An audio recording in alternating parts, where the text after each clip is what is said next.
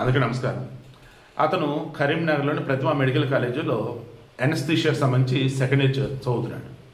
పేరు శ్రీనివాస్, ఏజ్ 40+. అతని భార్య విప్లవశ్రీ అండ్ పాప కూడా ఉన్నారు. ఆమె డాక్టర్. అతని ఫ్రెండ్కి అతనికేమో ₹1,00,00,000 డబ్బులు, ఇంకొక పర్సన్కి ఏమో 29 లక్షలు, అంటే మొత్తం ₹1,79,00,000 డబ్బు. ఆ తర్వాత ఇతని పేరు పెట్టుకొని బ్యాంకు లోన్ తీసుకున్నారు ఇంకో 3 ఫ్రెండ్స్.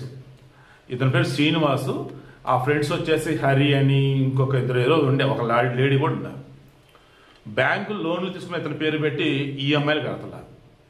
డబ్బులు ఇతని దగ్గర తీసుకున్నారో వాళ్ళు ఆ వడ్డీ ఇవ్వడం లేదు, అసలు ఎప్పుడు ఇస్తారంటే చవట్లేదు. దాంతో మనస్తాపానికి గురై ఇంట్లోనే ఎనస్థీషియా డోస్ ఏదైతే ఉందో, ఎనస్థీషియా డాక్టర్ చాలా ప్రత్యేకమైనది.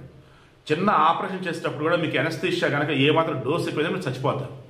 ఆ డోస్ ఎక్కువ తీసుకున్నాడు, అపస్మరణ స్థితిలోకి వెళ్ళాడు. వాళ్ళ ఆవిడ ఆసుపత్రి పట్టుకెళ్ళింది, అప్పటికే చనిపోయాడు. సో ఈ video main intention, catalyst crime awareness channel ఈ వీడియో ఇస్తున్నా. డబ్బు నేను సైతం నమ్మి డబ్బులు ఇచ్చి, అసలు దాన్ని మోసం అనాలి కూడా నాకు తెలియటం లేదు.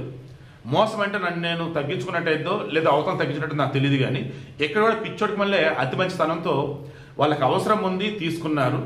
ఇవ్వలేని పొజిషన్లో వాళ్ళు ఉన్నారు, ఇవ్వలేకపోతున్నారు, అది చెప్పలేకపోతున్నారు, రేపిస్తా మాపిస్తున్నారు.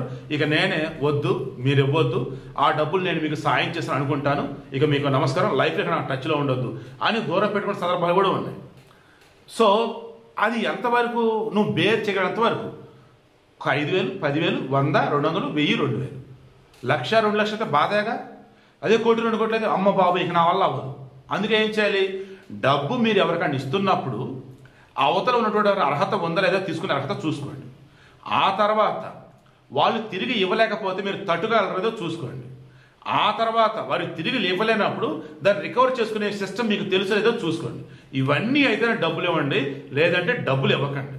మరలా చెప్తాను, ₹1, ₹1,00,00,000, 100 కోట్లైనా అవతల డబ్బు ఇచ్చేటప్పుడు మరలా క్రాస్ చెక్ చేసుకోండి. ఆ డబ్బు తిరిగి వస్తుందా, రాకపోతే మీరు తట్టుకోగలరా, రాగినప్పుడు వాళ్ళు ఇవ్వలేనప్పుడు మీరు ఏం చేయగలరు, ఏంటి అపాత్రదానం మరలా కాకూడదు. ఇది మాత్రం జాగ్రత్త. మరలా చెప్తున్నా, మీరు ఇచ్చిన డబ్బు అవతల సక్రమంగా వాడుకోబడాలి. అలా వాడుకోబడ్డలు మీకు తిరిగి ఇవ్వలేనప్పుడు పర్లేదులే వదిలేద్దాం అని వదిలేసేంత డబ్బు ఇవ్వండి. లేదన్నప్పుడు ఎంతైనా సరే తిరిగి రాబట్టుకోవచ్చు, నాకు ఆ నమ్మకం ఉంది, నాకు ఆ ధైర్యం ఉంది, నాకు ఆ తెలివి ఉంది, వాళ్ళ డీటెయిల్స్ మొత్తం సోషల్ మీడియాలో పెడతా, వారి భాగవతం మొత్తం అందరి ముందు ఉంచుతా, ఆ తర్వాత వాళ్ళు సిగ్గుతో డబ్బులు ఇస్తారు, లేదా నా డబ్బులు ఎందుకు చచ్చినా ఓకే.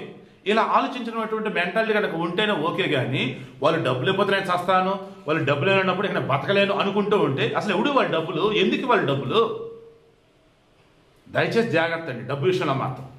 మరలా చెప్తున్నా, డబ్బు అన్నది మీరు ఒకరికి ఇచ్చారు అంటే వాళ్ళు ఇవ్వలేకపోయినా మీరు తట్టుకునే స్థాయిలో ఉంటేనే డబ్బు ఇవ్వండి, లేదంటే మూసుకొని కూర్చోండి తప్ప డబ్బులు అయితే ఇవ్వకండి.